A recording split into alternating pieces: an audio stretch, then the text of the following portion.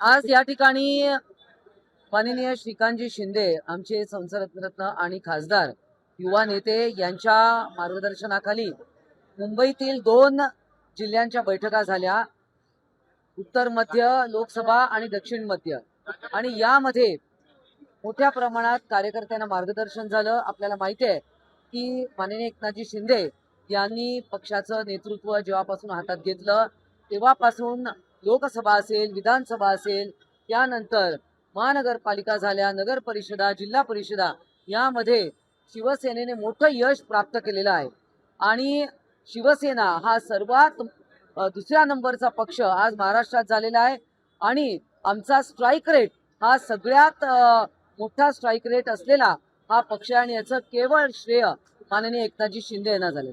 आपल्याला माहिती आहे की पूर्ण देशभरात जे SIR ची मोहीम इलेक्शन कमिशन मार्फत चालू आहे, तर प्रत्येक पक्ष आता यामध्ये उतरलेला आहे।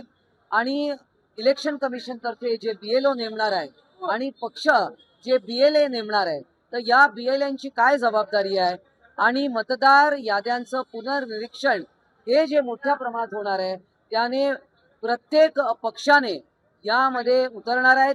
शिवसेना यामध्ये आमच्या पाहिलं की आज हजारोंच्या संख्येने कार्यकर्ते, आमचे शिवसैनिक, महिला, पुरुष आणि आमचे युवा सैनिक हे सगळे या ठिकाणी उपस्थित होते।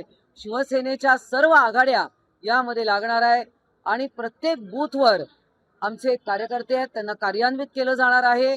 आपल्याला माहिती आहे की पुढे डिलिमिटेशन पण होणार आहे, महिला आरक्षण देखील विधानसभेला आणि लोकसभेला येणार आहे। या सर्वांचं मार्गदर्शन करण्यासाठी माननीय एकनाथजी शिंदे आणि या दोन्ही जे मतदारसंघ आहेत लोकसभेचे, याचे आमचे संपर्क प्रमुख जे आहेत माजी खासदार माननीय राहुल शेवाळे, हे शिवसेना पक्षाचे सरचिटणीस देखील आहेत। आणि या 2 मतदार लोकसभामध्ये राहुलजी शेवाळे यांच्या नेतृत्वामध्ये ही सगळी मोहीम राबवली जाणार आहे, हे आपल्याला मला सांगायचं।